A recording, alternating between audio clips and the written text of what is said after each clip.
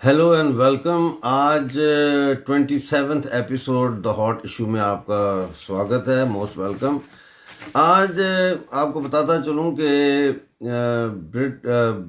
Indian army के जो chief हैं और एयर मार्शल जो हैं, दोनों ने अलग-अलग लद्दाख का दौरा किया है और उसके बाद से जो मोराल है वो ट्रूप्स का लद्दाख में वो बहुत ज़्यादा बेहतर हो गया। इसके अलावा आप ये सुन के शायद हैरान होंगे कि इतनी बुलंदी के ऊपर जो है वो इंडिया के टैंक्स पहुंच चुके हैं। लेटेस्ट टैंक्स हैं, बड़े अच्छे टैंक्स हैं और बड़े टेक्निकली एडवांस्ड टैंक्स पहुंच चुके हैं। बख्तरबंद गाड़ियां पहुंच चुकी हैं।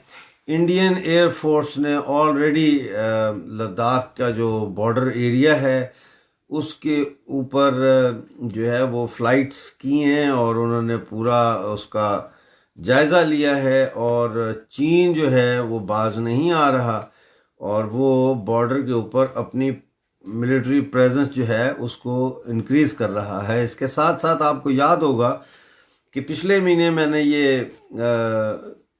इंटरव्यू में भी कहा था और शायद प्रोग्राम भी किया था कि लद्दाख में कुछ होने जा रहा है। मैंने उस वक्त, मुझे ये तो नहीं पता था चाइना का, लेकिन मैंने ये देखा कि पाकिस्तान की तरफ से बहुत ज़्यादा मिलिट्री एक्टिविटी हो रही थी गिलगित बल्तिस्तान में, और वो कोशिश कर रहे थे कि किसी ना किसी बहाने से गिलगित बल्तिस्तान में पाकिस्तान की आर्मी जो है उसको भेजा जाए। इस वक्त जो सूरत हाल है वो ये है कि गिलगित बल्तिस्तान में पहले हर 25 लोगों पर एक फौजी तैनात था। वो रेशो अब हर 18 लोगों पर एक फौजी अब तैनात है। फौज में इजाफा हो गया। स्कर्दू का जो एयरपोर्ट है उसको भी फैलाया गया है, बड़ा किया गया है। जो नज़र आता है कि ये सिर्फ डोमेस्टिक फ्लाइट्स के लिए नहीं है बल्कि ये मिलिट्री पर्पसेस के लिए भी है। और जाहिर है अगर मिलिट्री पर्पसेस के लिए होगा तो चाइना हो सकता है कि स्कर्दू में अपना एक नया बेस बनाने जा रहा हो। इस वक्त हमें ये देखना चाहिए कि भारत को तीन अतराफ से जो है वो घेरने की कोशिश की जा रही है। पाकिस्तान, चाइना और लद्दाख का जो बॉर्डर है और नेपाल। और अगर हम देखें तो ये दोनों मुल्क जो सैटेलाइट स्टेट्स बनती चली जा रही हैं चाइना की, नेपाल और पाकिस्तान, वो ही कर रहे हैं जो इनको चीन करने को कह रहा है। चाइना के बहुत से प्रॉब्लम्स हैं। एक तो उसका प्रॉब्लम जो है वो ये है कि कोविड-19 की वजह से उसकी इकॉनमी पे बड़ा असर पड़ा है और इंटरनल जो माइग्रेशन है उनकी, उसने बहुत बुरा इफेक्ट डाला है उनकी इकॉनमी पे, क्योंकि वो भारत के नागरिकों की तरह नहीं है कि वो वॉलंटरली जो है इस चीज़ को समझें और देश भगत हों और वो कहें कि ठीक है अगर लॉकडाउन हो गया है और अनफॉर्चुनेटली माइग्रेशंस हो रही हैं तो वो उसको एंटी नेशनल या एंटी स्टेट उस इमोशन के साथ उसको कंडेम नहीं करते। हाँ, ये कंडेम ज़रूर करते होंगे कि जी फैसिलिटी नहीं है और या सराय नहीं है इतनी ज़्यादा, तो ये तो किसी ने भी एंटिसिपेट नहीं किया था। लेकिन चाइना का जहाँ तक ताल्लुक है, चाइना कोविड-19 की वजह से दुनिया में बदनाम हो गया है। बहुत सारे बिजनेसेस जो है वो अब इंडिया की तरफ अपना रुख करेंगे, कर भी रहे हैं। तो इसलिए चाइना बहुत परेशान है और वो बार बार जो है वो इंडिया को प्रोवोक कर रहा है। लेकिन इस सारी सूरत हाल में मैं आपको एक बात बताऊं, ये बेहतरीन मौका है गिलगित बल्तिस्तान के लोगों के लिए कि वो सी पैक की जो टेबल है उसको उल्टा दें।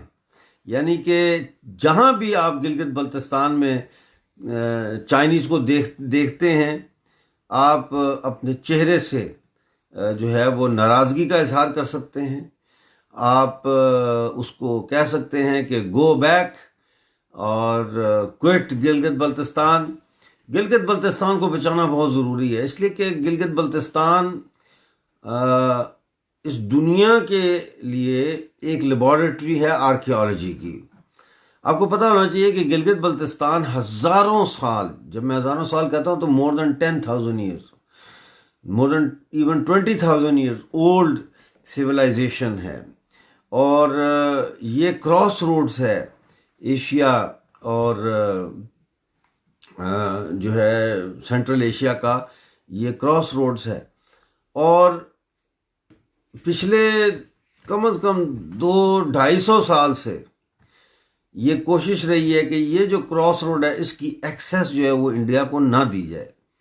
और इसीलिए गिलगित बल्तिस्तान में एक ऐसा खेल खेला गया जिसके ऊपर मैं पहले भी बोल चुका हूँ, मेजर विलियम ब्राउन की क़यादत में एक ऐसा खेल खेला गया कि उस खेल के नतीजे में गिलगित बल्तिस्तान को एक कू के ज़रिए जो है वो पाकिस्तान के हवाले किया गया, ताकि क्योंकि पाकिस्तान अंग्रेज़ों ने बनाया था और इसलिए बनाया था कि वो पाकिस्तान के ज़रिए सेंट्रल एशिया को और इस पूरे रीजन को कंट्रोल करेंगे, ये उनका एक अड्डा होगा। तो उसी मंतक में उन्होंने गिलगित बल्तिस्तान को भी उसके हवाले किया।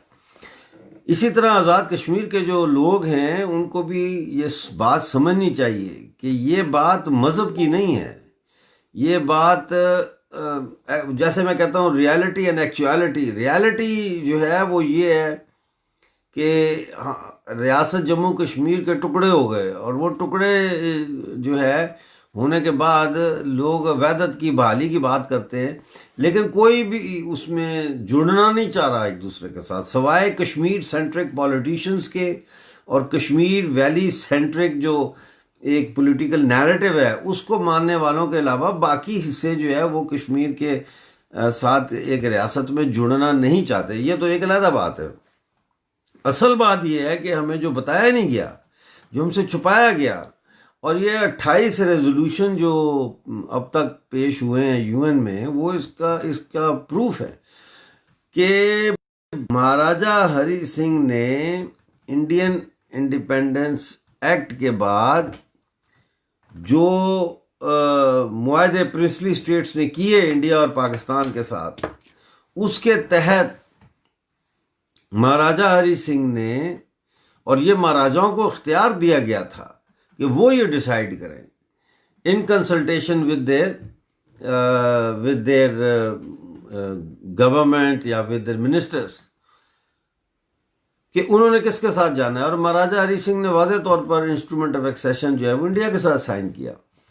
तो हमें ये नहीं बताएगी चीज़, हमें यही कहा गया हो भारत ने मार दिया, इंडिया ने ये कर दिया। असल तो काम हमारा बेड़ा गर्क किया पाकिस्तान ने।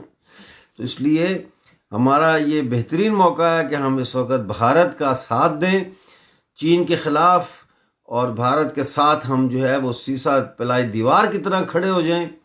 और हम जो है 70 साल से जो बेवकूफ़ हमें बनाया गया है पाकिस्तान की तरफ से, ये वक्त है कि जब आज़ाद कश्मीर और गिलगित बल्तिस्तान के लोग वाज़ेह तौर पर अपनी आंखों से वो जो है 2 नेशन थ्योरी की पट्टी और वो जो हमारा कलमे का जो रिश्ता है उन्होंने एक बना के हमें फंसाया हुआ अपने साथ झूठ बोल के, उस पट्टी को उतारें और अपनी आज़ादी के लिए आगे बढ़ें। ये वक्त है। आपका बहुत शुक्रिया। कल आपसे फिर मुलाकात होगी इसी वक्त।